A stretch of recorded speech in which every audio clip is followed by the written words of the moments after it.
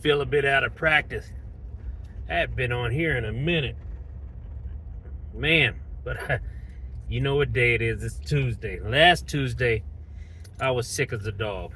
Not even gonna lie to you guys. I was sick. And I needed a little time off. So, we're back, baby. 10 Toes Tuesday. Let's see what we can get into.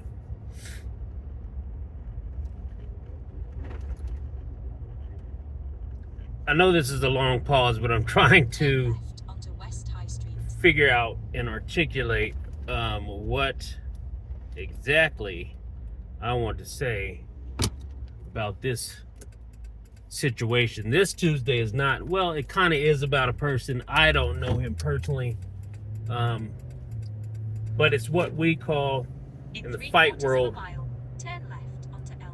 quitting on the stool. You never want to quit on the stool.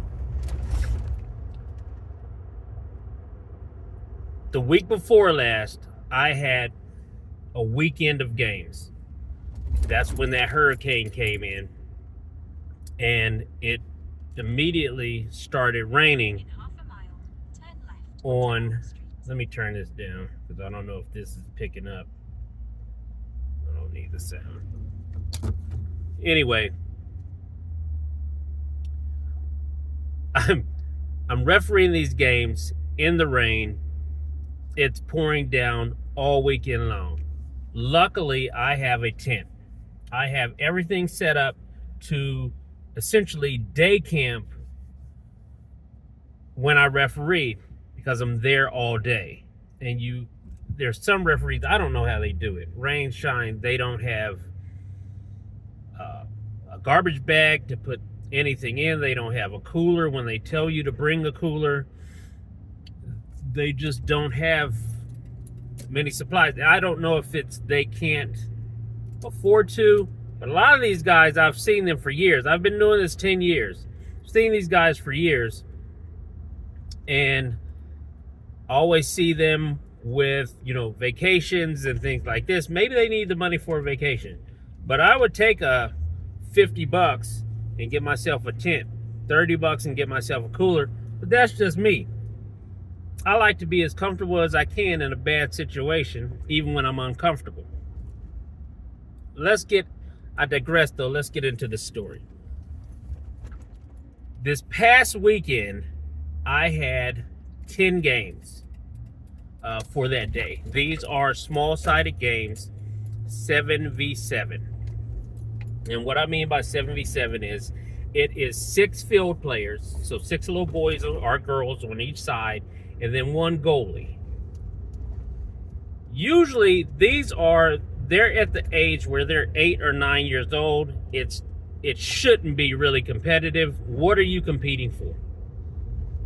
Be the best kid of the world? I don't know. But these parents and some of these coaches take this stuff a little too seriously. I'm not saying that you shouldn't take it seriously, but some of them do. My day is going really good. Fantastic. I do not like to, at this age now, I do not like to hand out yellow and red cards. And the reason being is it's supposed to be a fun time for the kids to see if they want to continue with this sport, because a lot of them play baseball, football, soccer, every sport they can. And so everyone's trying to decide what the kid likes. And usually they'll, once they turn 12, about 12, 13, they'll decide, oh, I like soccer, I like baseball, whatever the sport may be. Or they don't want to play anything either. They just want to sit and play video games and eat cupcakes. Some of them do that too. Everything is going good. I tell the coaches, hey, I don't like the red or yellow cards, so if I see your child or your kid, whoever is on your team, fouling a whole bunch or doing some things they're not supposed to be doing, I'm going to walk them over to you, ask you to take them out for a play because maybe they're just frustrated. They're 9-year-olds. And then put them back in. We all have a good time. It's 25-minute halves, 50-minute game. We're good. Everything's going good. I think I said that, by the way. Until the last game. Very last game, I have run 16 miles by now. I've burned, and I have it on my watch, I have burned 6,000 and some odd calories. 4,500 of them were active calories. I'm depleted. But I still have to put in the same amount of effort on the last game as I did on the first game because that's what everybody expects. Even if you can't do it, you have to make your best attempt. And that's kind of why I love refereeing. It's a challenge. This coach has this little pudgy kid on. And I mean, he is a cupcake eating SOB. And he's getting frustrated because everybody has more skill than he does. So he starts, after the play is done, he's clipping these kids. And what I mean by clipping him is when he sees that the player no longer has the ball, he takes his cleat and kicks their ankle, and the kid falls down. It's unnatural. You can kind of tell when that happens, but I'm standing right here. So tell the kid, hey, no, number 8, come on, come with me. We're going over to coach. Hey, coach, can you sit him out? Coach asks why. He's tripping kids after the play is done. Can you just take him out? We've discussed this before the game even started. We discussed this. Can you take him out? Yeah, I can take him out. Okay, cool, good. He takes him out, puts him back in. The little kid does it again. All right. Coach, I'm going to need you to take him out. I don't understand why. Well, I do, coach, and this is what's going on. You're seeing what's going on, but you're allowing this to happen, and it's probably the coach's kid. We continue with the game, and coach is losing by 2, and that is a very high margin in soccer. You can come back from that because it was just the first half. We ended it. It was 2-0. Started the second half. 2 minutes into the game, little Johnny is in the box. Now, I know some of you do not know soccer. Let me explain this to you. I'll explain this the best way I know how from a black childhood perspective. Think of the box as everybody probably had a grandmother, right? If you didn't, I'm sorry. But everybody had a grandmother. They had a room. Think of this living room when you went to visit grandma. And it had the furniture in it. And you know what I'm talking about, with the little plastic on it. You know what I mean? And that furniture, you did not go in that room. Had a big Bible, big King James Version Bible on this coffee table, this nice plastic furniture. The wall was painted. She had it decorated the way she wanted, and all she usually did was entertain church people or the ladies who came to play cards. But you were not allowed in that room. And if you were allowed in that room, you sat your behind down and you acted like you had some sense. You didn't jump on the furniture or you were in trouble. That's what this box is like. So inside this box, the kid drops a ball and he lands on it and he puts his hand on top of the ball. That's a huge no-no. That is called handling in soccer. A lot of parents like to call it handball. I hate that. Handball. handball in them. It's not handball, it's handling. So he handled the ball. That leads to a PK, which in grandma's terms, if we went in the room and we're jumping on the furniture, equals a butt whipping. So he's going to get a free kick.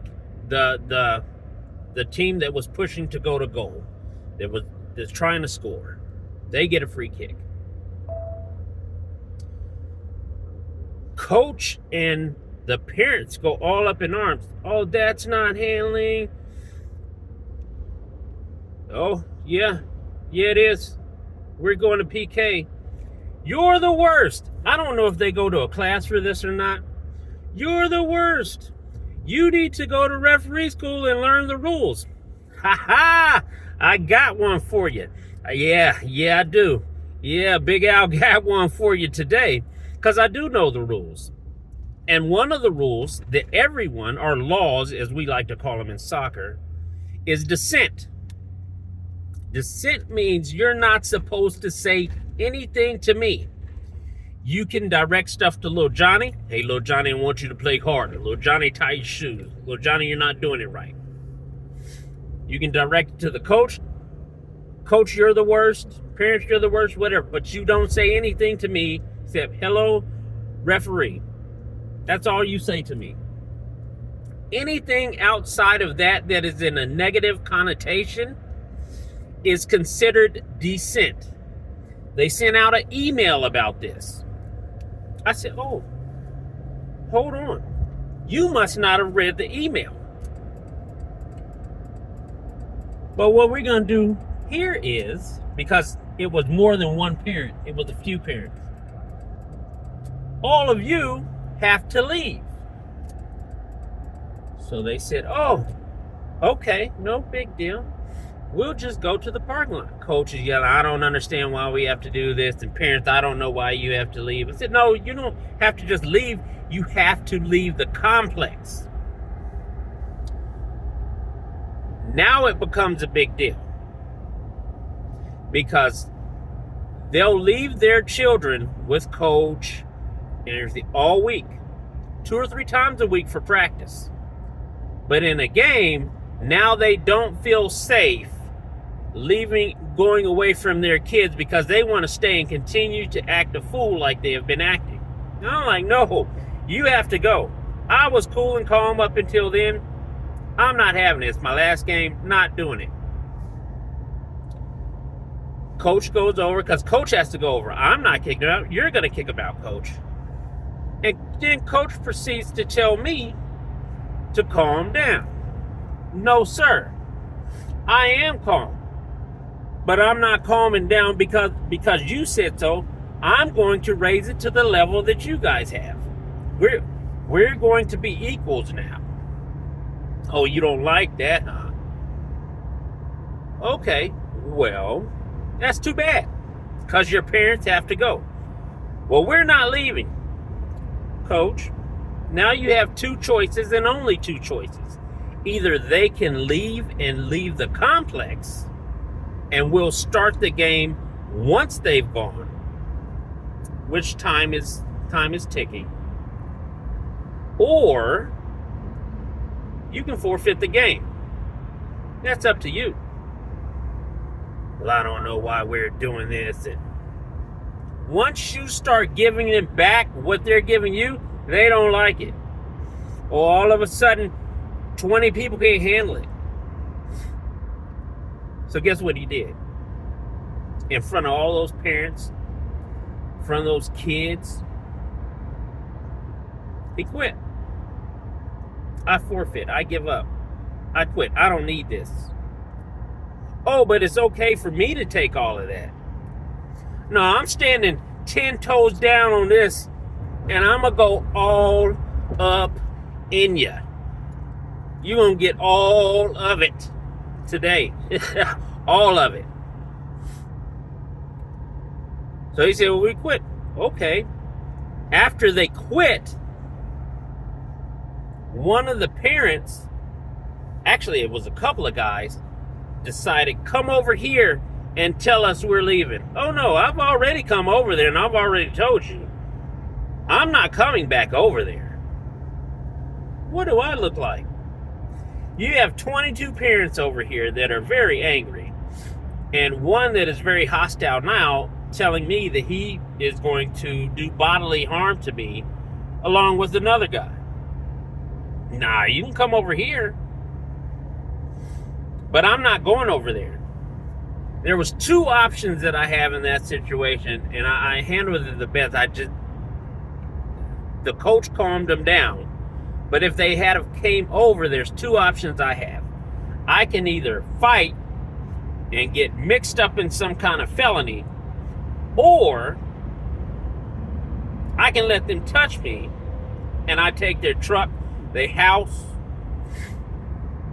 the dog, the cat, snacks, whatever you have, and I go on about my business.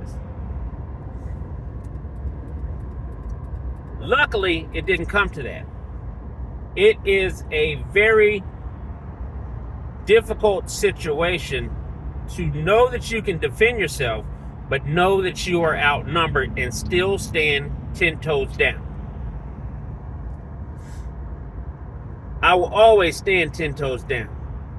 What I did was I lost complete respect for that coach, and I always lose complete respect for the coaches and the parents when they cannot take what they're dishing out. Not only that, you show your kids that it is okay to quit. When you don't get your way, that it is okay to quit. And that's the lesson, whether he realizes it or not, that he gave to his kids. Coach didn't like it. Referee is treating me the same way that I'm treating him, with very much respect, unlike the disrespect that you gave me. And you don't like it, so you quit. You quit on the stool. Don't come to me acting like you hard, quitting on the stool. Just if you have kids, if you have stuff, don't be treat people how you want to be treated. And I will always treat you how you treat me, and I will always take it to the level that you take it. But I am a Cancer, so I will step it up a notch. You treat me really good, I'll treat you really good. Treat me really bad, you'll probably quit. Because most referees are not going to take that, and that's the other problem is there's a lot of these referees that are out here letting this stuff go on and not using the laws and the things that they should to control the game, and that's why we are getting parents like that. So it is a problem not only with the referees, but with the coaches and with the parents, and I'm trying to stop some of that. A lot of referees that I work with, they're trying to stop that. Because Johnny doesn't, that's the kid's hour. It's not the parent hour to be disrespectful. It's not my job to call anything that is made up or make something up or change the laws to how I want them to be. They are extensively made to uphold the rules. That's what I'm supposed to do. And the kids are just there to play. Spectators should be just there to look. Close your mouth. I know I've gone a little long on this one, but I needed this rant. I needed that. I wanted to tell you guys this story for about a couple of days now, and this is the first time I've had it. So I'm welcoming myself back to 10 Toes Tuesday. I hope you enjoyed it. And we'll get into something the next time. But remember, in life, don't quit on the stool. Especially when you're dishing out what you know you wouldn't want to take. With me, I'm going to make you quit. I'm definitely going to make you quit. And that's not the first coach that has. Anyway, Big Unc is headed down to a game to break some more hearts and fingernails. And we'll get into it in the next one.